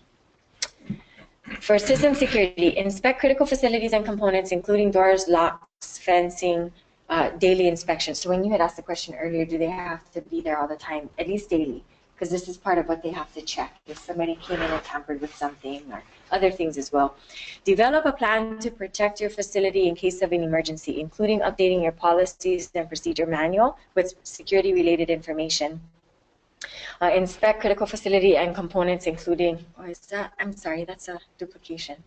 Store chemicals in locked areas with proper safety equipment. Maintain a list of written contacts for use in emergency, and make sure you know whom to contact. So for the operator, if I can articulate this, their job is to make sure everything's running right. So they need to be prepared the minute it doesn't. They need to know, what do I do? How do I get this back online as fast as I can? That's all this is talking about, is making sure that for system security-wise, they've got all their checks and balances in place. And if something's out of whack, they can see it coming, hopefully, so that they can save. Again, with wastewater, it's a lot more tricky because it just takes the littlest thing and it can affect process. I believe there's a continued. Exercise valves on a routine basis and make sure there are enough valves in appropriate locations to isolate parts of the facility. Attend security-related training, educate other staff, and it should also say community on emergency procedures if the community is involved in any emergency response. When I talk about number one, I'm going to integrate the two roles. As an owner, if by chance you had an issue going on with the plant and you had your redundant system in place, as an owner, I would sleep better at night knowing that my valves have been exercised, and God forbid something like that happened. My operator's on it, they go out, they switch the valves, we're going for a secondary or our redundant system. I would want to know that. In order to know that, seeing their records that show that they actually operated those valves and they practiced it, they maintained it, right? As an operator, the operator's job is to do that. Because again, as an operator, I don't want to get out there and now my valve stem breaks because I haven't ever turned it in the last 2 years. And by saltwater, that's another whole, anyway. But really, with wastewater, that's when you really want to look at these valves, is if you've got to go to your redundant system, or if you've got to reduce down from one clarifier to another, you want to just make sure that things work so that you don't have an overflow happening. So that's what that's talking about. Okay, so I guess let me back up. Any questions with system security before I continue? Pretty self-explanatory. Okay, this is it, guys. We've got only, I think, 3 or 4 more. We're done. Ooh, do we have a plug for this guy? Excuse me for just a second. I can figure it out.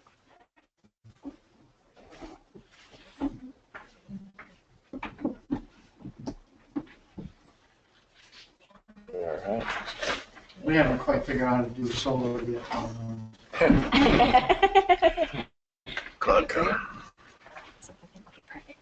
Okay, so before I go into these specifically, all in all, it is really great. It's a great process. I commend you for what you're doing. And the real big thing to think about when you're talking about taking this on, there are many, but as owners, you are having to trust in your operator. That is the bottom line, because they are licensed there, and that's a lot to ask of a person. Some of us don't trust more than 5 people in our core group, friends, seriously. And as an owner, you are signing a permit, and it is awesome if you get it. I'll tell you that Puakō is just, it's an amazing project because it's done a lot on the water side. You are the first for wastewater. So that's not to be taken lightly. But really, if I can summarize all of this, is that it's truly the success of utilities is knowing your role, and you've heard that saying, know your role, right? You hear people talking about really knowing your role, your responsibility, and trusting that the other person knows theirs, and vice versa. And if you do that, and each are honest to both, it's very successful, and it can happen. A lot of the time, that foundation isn't set, and so you just go into it already awry. And I really want to stress that, because I know this seems very daunting, but it's doable. Okay, so things for you guys to consider. What type of governing body or entity? What does this owner look like for Puakō as we start to move forward? Really, what's your mind thinking? And by the third one, we'll talk about different options on that we have. There are a few. The second one, adequate support and participation for a complete governing body for continuity. I'm going to be very honest. I'm so glad you guys are here, but I don't even think you're a third of the community, are you? Right? I'm serious. I'm serious. But this is not abnormal. This is very normal, because a lot of the time there's so much involved in this. But what I do put in that is that a really good, strong foundation is whatever your ownership looks like, do you have enough bodies to at least go through 3 rotational cycles? So for example, if you chose to do a nonprofit and you had a board, like you do for Puakō, do you have enough community members that if you decided every other year you're doing elections and you're rotating out 2 seats for that, I'm pulling things out of you, but really 2 seats every other year, do you have enough people to do that 3 times? Because if you do the math, how many years out does that take you? And for an investment this big, we're talking about a 20-year. So you could go 20 years, but the reality is at least 3 times. So if that is a 6-year period, do you have enough bodies to help this go on for 6 years? Because maybe in 6 years, 5 years, other options may come up that may help you. But if you don't, those are things to think about, really. On the owner side, operator, that's the same, but really on the owner, it's that because you are the control, the decision maker. Other things to consider, the availability of experience or access to training, or the willingness to receive training. what does your community look like with regard to that? And do you know how much experience you have available? Do we not? Logistics. Going forward, if you were to consider this, or whatever Puakō does, there are certain logistics. There, aside from the plant and the PER and everything we talked about there. But for a governing body, for operations outside of just the plant, do we have an office space? Do we have office equipment? Do we have office supplies? Where would we house this body? I'm kind of just jumping a little ahead, but let me make it make sense. If as a board you decide, yeah, we're going to do this, but we're going to hire a manager to work with the operator, so we don't have to. That's an option. We'll talk about it in 3. Okay, where are we going to put this manager? Do we have the money to give this manager a desk and the facilities? So that's really what logistics is talking about for right now, and I'm keeping it simple. But these are the key ones we tend to see. If that's not defined, you can kind of run into problems a little later if you don't have that already established. Here's for operators.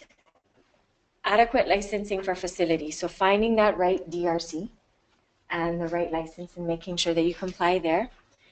Adequate community support and staff availability for management, operations, and maintenance. I will say this, the worst thing for an operator, and I'm personally speaking, is if there isn't community support or board support or some sort of common ground, and I can see that this plant is going to hit trouble in just a few days or in a year if we don't do this. That is very frustrating, because at that point it is the operator that has to try to fix those things. So just knowing that there is support doesn't mean the operator is always right. It does mean the operator is the operator, and so just having that support in place, able to upkeep continuing education units. For operators, they have to always, we're the same, we're always looking for classes to make sure we can keep our license good. Sometimes it's not easily done, sometimes we can find them. Rural Water offers a bunch for their operators because of that. Experienced with compliance of facility. Experience is the word. You know, one thing is it's very hard to get operators in general sometimes. It's even harder to get ones that are experienced because, like I said, just people being interested to stay in long enough to get the grades you need. But also, depending on if you're a lower level plant, when we work into that, it might be easy to find 1s and 2s, but if they just came straight out of maybe 1 year and they haven't seen a lot, it's just the experience that comes with that and knowing that kind of a thing. And then experience with communications. I'm not going to lie, for operators, communication is not always the easiest. They don't like public speaking, they like to just be behind the scenes. But honestly, they need to have that. They do. They're the key. They become the face of your system, just as you do. So for operators to consider, and we tell them that all the time, if you don't like talking to people, why are you an operator? Because you have to talk to people. You're in the service of people. You can talk to the plant all day, but you still have to talk to people. And I think that's it. This is a reminder. I know Erica has a few slides, but that's it that I had. We really tried to keep it short. Go ahead. One question. Manalani. Now, what is their? How does their situation set up? Who's the governing board of that? I mean, is it, the owner and the operator? Is that the same entity, or does the Manalani have a board of directors that looks over that, or is that totally a separate? I'm going to differ in the sense that I know that they own and operate that plant, but I don't know to the degree that Manalani is involved. Erica might know that. Would you like to answer that? Sure. Okay. Sure. Please. So Manalani is a plant that was actually built with the original intent of county taking it over once it was built. That did not happen. So what ended up happening is the developer essentially of Manalani would have been in the role of the owner. Once it was developed, they sold it. So they sold the whole utility, not the collection system. So some of the main pumps throughout that property, the force mains, some of those are still divvied up between different developers and owners of that whole development. The utility itself was sold to Hawaii American Water. So American Water is a national wastewater entity, and they bought the utility. So now they are actually the owners, and then they hire operators to maintain it. So they essentially are both of these roles that Mahana just went over today. So Manalani does not do anything with the treatment facility outside of understanding a little bit of the collection system. And for instance, the Fairmont, they own the pump system that pumps the waste to the treatment facility. Manalani, it took us about a year, that first year that Coral came on with Aqua Engineering, to really understand the layout of that property. It is somewhat complicated, but the utility itself is owned and operated by Hawaii American Water. So, I might be going to the third meeting here. You might be. I feel like you are. Go ahead. So if we wanted to hook up to that, we'd have to go through we'd have to go through Fairmont. We'd pump into Fairmont, or would we have to operate our own pumping system to pump up to the very good question. To the Manalani, to the. Very good question. So you are asking in regards to the actual connection to Manalani instead of on-site treatment facility. Correct. So for the option of connecting Puakō to Manalani, we would have to make arrangements through Hawaii American Water, and they would have to be able to take on the additional capacity of the community. They do not operate and they do not maintain the sewering collection of it. So that, even on their own property, even on the Manalani property, is handled different outside of the actual utility. So what would happen for us if we were to connect to Manalani, we would have to make a business arrangement with Hawaii American Water to take on that additional capacity. And then if we chose that route of going to the very end, I believe it's Route A, of going to the very end of Puakō Beach Drive and then connecting through that small parcel of state leased land, we would also have to make arrangements with the Fairmont Orchid to be able to connect to their force main. So this is a little bit technical. This is a little bit, yeah. So we would be using, for option A only, we would be using the Fairmont Orchid force main, and that is owned and maintained by the Fairmont Orchid. And then they would pump our effluent at that time to the utility. Option B of connecting to Manalani is going through the evacuation route.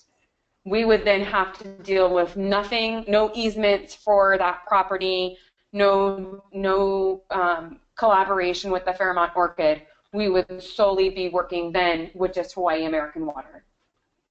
Does that mean running a pipe, Erica, all the way to American Water? Yes, yeah. So it would be we running. We would have to maintain the pumps then. Be a lift station involved then? Yes. A lift station involved in pumps, so we would still all that pipe, presumably. Right, Yes. we'd have to run that. Okay, we'd have to maintain that. So if I can interject real quick, because you guys are right on this. Right. What she just gave ties to this. So in one perspective, you will be the owner, and I would like to throw these terms out going forward. Collection system is when she's talking about the sewering. Right. Okay, collection system is the piping to a wastewater facility. And the plant is the actual plant. Correct. Both are the utility. So together they're a utility. I apologize. No. But with that, what she just explained, it sounds like you would be an owner of a collection system, but you would be a customer to the Manalani because of the plant.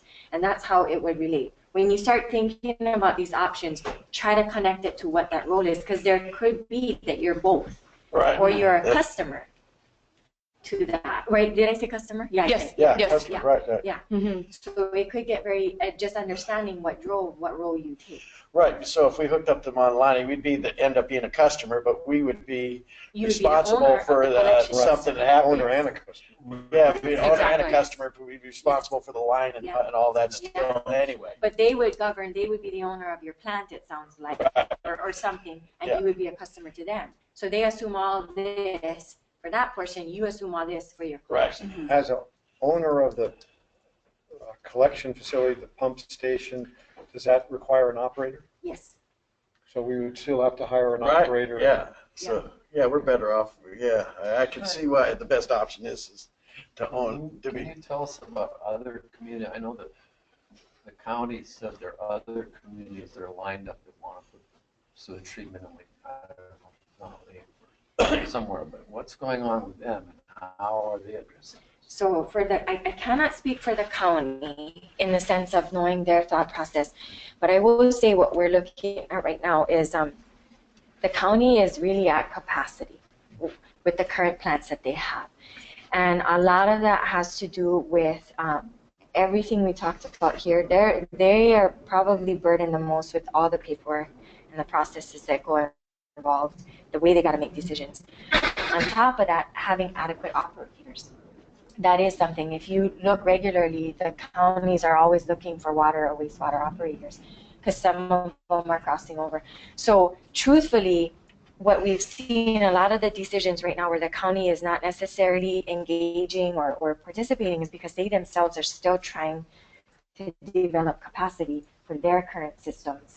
Again, I don't want to act like I'm speaking for them. This is just from the outside. So like next week, but we are going to go, they're still trying to deal with that as well when we go into that. Does that answer your question? I was just wondering who they are and where they are, these other communities that want sewer systems. I understand one reason the county couldn't help us or didn't want to is they're just booked up. Yeah.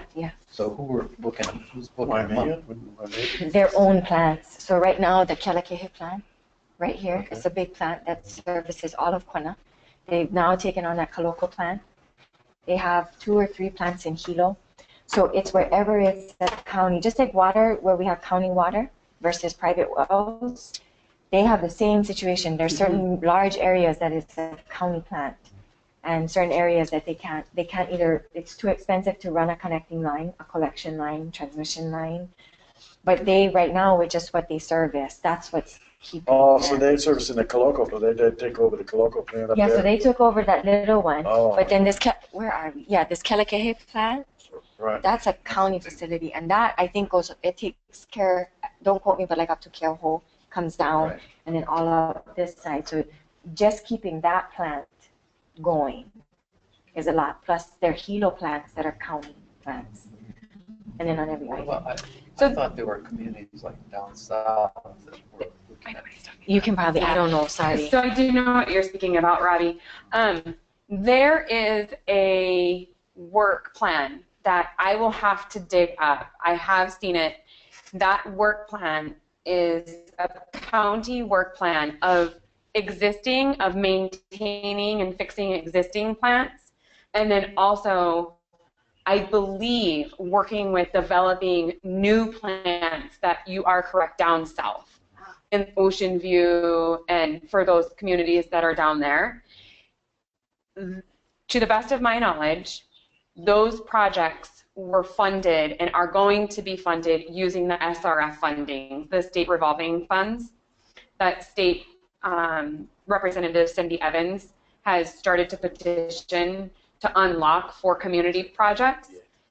The ones that EPA money. it's EPA Yes, money, it's correct. EPA money. Yes. So those funds allowed the county to establish a work plan. The last I saw of that work plan, that extended out, I believe, until like 2025, 2023. Those have the entire breakdown of all of the projects that those EPA state revolving funds are going to go towards. And like I said, some of it is just maintenance of existing systems, and some of them that I looked at were more on the lines of what you're talking about, new facilities for smaller communities that are down south. I will look for that and try to get that to you. Yeah. But within that, I will say, and I know that we've said this before, Clean Water for Reefs Puakō is a brand new inventive idea for the state of Hawaii. No community has done what you folks are trying to do. None. I've spoken with DOH, I've spoken with state entities, I've spoken with county entities, and every single one of them across the board realizes and recognizes that this is a brand new type of project for this state. So that is part of the challenges that CORAL has had, along with our partners, even presenting this information to a community, is trying to adapt and modify what really state regulators and what educated people within wastewater would normally be presented on, and try to adapt it more for what communities here locally are trying to do. Because even though we are on the forefront, there are definitely other communities that are not only on this island, but other islands that would absolutely learn from this process. I don't think Your we want, plank owners. That's cool. we don't want to That's be, not good. well, I don't know if it's good. We don't want to be I different. don't want to be a thing. Well, no, We it's want to, we want to get in line for this money from EPA or we want to be different. Well, and We would if love I that. can explain that, the Yeah. difference is, that's a good point. On the water side, this has been done many a times. I was just telling you folks, Napu'u is a prime example where there is no county infrastructure to get them water. They have to go over Hualalai. So they went in and bought their system, and that's why Napu'u Pu'uawa'a Ranch, they run their own, they form their own board. That happens on the water side all the time because there's sometimes no choice. There's either catchment or there's water, and if you want to do this, is what you do. Really where you're different is that you're choosing to come off cesspools. So you're right. You will be different where the other folks like you, maybe they want to or just don't know where to start, but that's really the only difference, is they're just staying with the cesspools. Other than that, there is no real difference with trying to put in a plan. It's just that with the county follows where their master plan is. Water, wastewater go in where their master plan goes, where their planning decides their 20-year build-out is. That's where they put the infrastructure. You are a resulting community that maybe wasn't in that plan, as with many. The difference is you're trying to not wait, or maybe you're trying to force them to do it. I will be very honest, what we've seen is there are systems on the water side that build completely to county spec. But if logistically they are too far away from their pumps, county doesn't have the capacity or it's not in their current plan to put in a pump to take it that distance, they won't touch it. With you, same deal. Right now, if there is no effluent line or no transmission line or anything nearby for the county, they have to look at that and where it fits in their master plan. Can they put money towards that? Even if you built them a system they wanted to run. All of those layers come into play. So I do want to say you're not different where it's bad or good. It's really you're choosing to come off cesspools, and that's what's not been able to be seen through in Hawaii because of this lack of support, lack of resources. And yours seems to be moving with you, which is good. The resources are coming. It's hopeful, I guess is what I want to say. We are mandated by the, Right. by the community development plan. I mean, wasn't sewer part of Yeah, it? this is it. So in the community development plan for our area, we have mandated that this was a priority that the county should look at, Yeah, the CPR, right. I believe. And did the county agree to that? Go ahead. So, Part of it's an ordinance. which is fantastic. So if we do choose to go with a pumper station and have our waste sludge sent to Manalani, we still will have to have an operator, but will not need to be on site as much. Yes. I would imagine. Yeah. You have bells and whistles and things that Yeah. can notify you when things go wrong. Yeah. I'm sure that the cost for us would be, we're not sure on the cost actually, what Manalani would be charging. to hook up with them on the formal agreement. Yeah, basis, we're not sure. We don't know the formal agreement, correct. And yeah. let me go And then back you have and the logistic cost of getting from point A to point B. Still have to dig the piping. We have the cost, exactly. We have the cost of the capital for the collection system, as well as what it would cost for the operation and maintenance of a collection system. But we don't have the formal agreement of making that with the Hawaii American Water, Erica, who owns that. if we did the pumping station, couldn't we have American Water take over the operation of the pumping station as part of the package? We can, but you know what? I am happy to have those conversations with you and give you some feedback as to what I know. But I do want to try to pause these types of specific questions until 3. I really do, just because it's going to make so much more sense, and then it's also going to allow us to really get our ducks in a row to explain it to you folks correctly. the last thing I'll say about this too is, let me go check regarding my answer to the collection system. Let me go check if you have to have a licensed operator. Hawaii is one of the few states where there's not a collection license. Like in Idaho, you have to be a licensed collection operator, which is what I did, or a plant license. Hawaii is all in one. So it's incorrect for me to assume that that means if you're doing the collections, it would be licensed. It may be that if there's a clear mark that this is now plant, this is collections, you may not need. It might just be a sewer pump truck. So I will go check and have the answer for you guys before 3's over. Mm-hmm. One of the things that was brought up at one of our earlier meetings, and I think everybody else here knows more than I do, is this history of trying to develop a fish tech center down by the boat ramp. Do we have any bargaining, or it's a statewide functional facility. The UH facility. Mm-hmm. Do we have any bargaining position as a result of introducing them into our community, and therefore they provide this sewer treatment plant? And in other words, we've gone along with the testing, and and Coral Reef has come up with a definite recommendation that the cesspools are not good, the ATUs are okay, but still not really good, so we need a sewer treatment plant. So why don't we all throw up our hands and say, hey, come on, there's none of us down there that are willing to operate a plant. Now, maybe we will be, but let's say that comes down the road that we don't sound like we are. Mm-hmm. Doesn't that give us more incentive to put a waste treatment plant down where that UH facility would be, even if it's going to take them another 20 years to come in? Or are we as a community fighting that facility, and that sort of doesn't make sense? So I can't answer the second part as to what the community wants to support or not support in regards to the UH Marine Lab. Fully in support of that. Okay. What I can tell you is that we have been in communication with the lead who's taking on the lead component of developing that wet lab in Puakō. We have been speaking with them, and it is outlined in the PER as a potential land for this utility.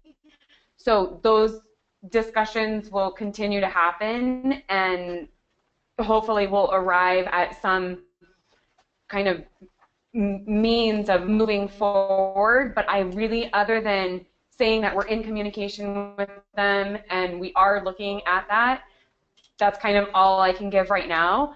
If you as community members and homeowners would like to reach out to the university on your own and also maybe relay your interest in that, I don't see how that would, be of any danger. But as the facilitators, Coral is absolutely looking at a potential partnership with the university. Good question. We've talked to them briefly about it. They would love to have us put a plant in and they can hook up to it, but then they probably pay for a percentage or something. Yeah. I think that would be a great partnership. Because they have to deal with their sewage. Exactly. Anyway. Exactly. Would it make sense for us to then what I want to say, table it somehow, or in other words, recognize we have a problem, continue to work with the governmental agencies to try to get some help, and see if this UH project's really going to generate, if they're going to have to build a waste treatment plant anyways. Well, Right. that takes us out of the woods. Then all we got to do is get a permit for a pipe down the middle of the road. Yes, but I mean, I can't say if that's exactly how it would play out.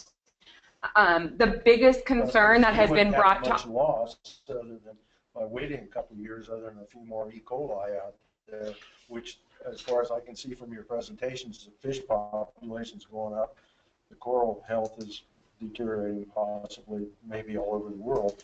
And I mean, rather than trying, as a suggestion, the possibility of trying to sell 150 of our residents into buying and operating this plant, if we could keep pushing the fact that we're polluters, but we, want a solution. want a solution Absolutely. that makes sense to us. And UH has got more money than Puakō Community Association. I think a partnership is amazing. Right. They don't have any money yet. That's my assumption. They're all wrong on this. Right. Yeah. I think a partnership is a fantastic option, and I don't think by any means that it should be removed or off of the table, and it should be investigated and continually worked on. It's not a viable. But there are flags in it that have been brought to our attention, and this is also from the university, is that just to get the lab established and plans drawn up and to get where they are today in preparation to put the facility in, it has taken, from what I understand, about 20 years. So the time constraint, and that was one of the criteria, if you remember back on the PER, time was definitely a criteria that was looked at to move forward with a recommendation, and that is a flag, and it is a concern of that partnership, is just the time of what does that look like? What does it mean? And those answers, we just unfortunately aren't quite there with being able to answer yet. There's an ecological impact for kicking the can down the road for however long that is. So you would have to weigh both of those in making an overall decision. Well, and there's also I don't know how it's been addressed in the PER, but I mean, now that I've seen the last presentation for an hour and a half or whatever, there's got to be some monetary assessment of the headache associated with option number 2 and 3 that I don't know if that's in your cost analysis or not, but I mean, all of a sudden we've got operators and all these things that, and problems with the community association trying to sell everybody on this concept, but it's a lot more expensive than it looks, it seems like to me.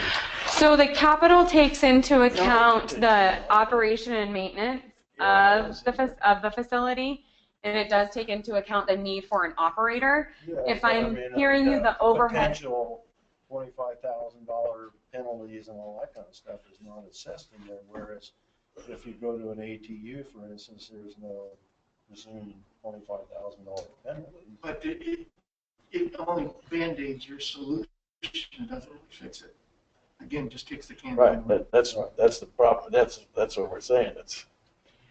And I don't know if it's possible, and you might be able to help me answer that, is I don't know if it's possible for an engineer report to capture that, to do the what ifs. What if there is a spill? What if we do have a fine?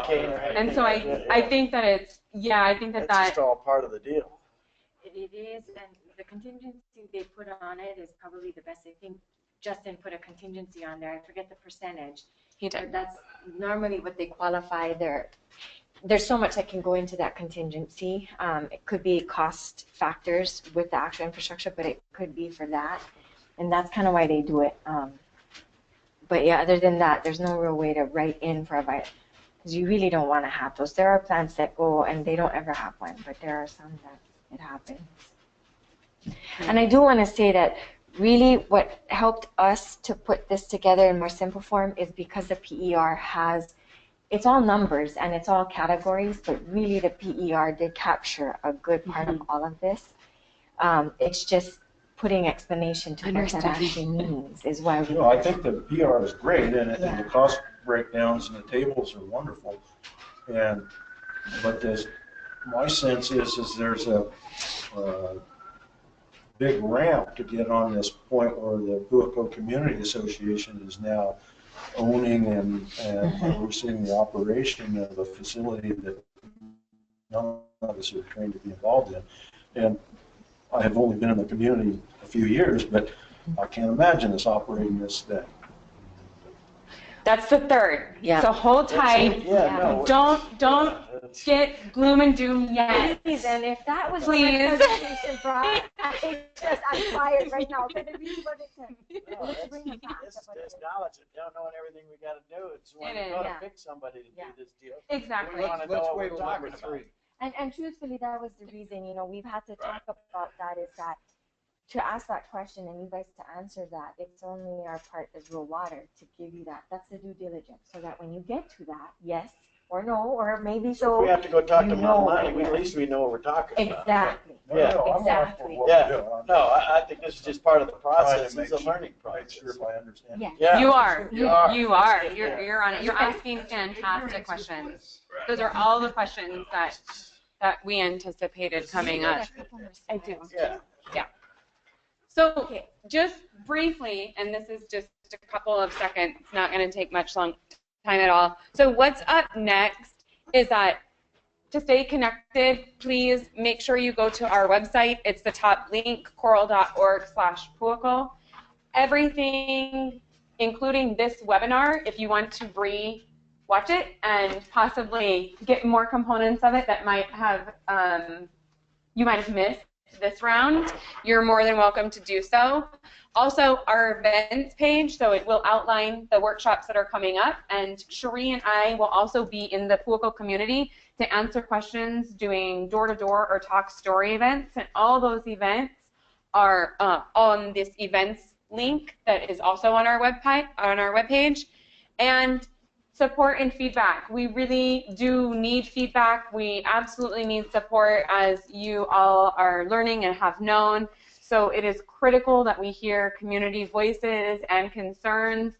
We are here to answer your questions. If we do not have the answer, we will find you the answer. So please do ask questions.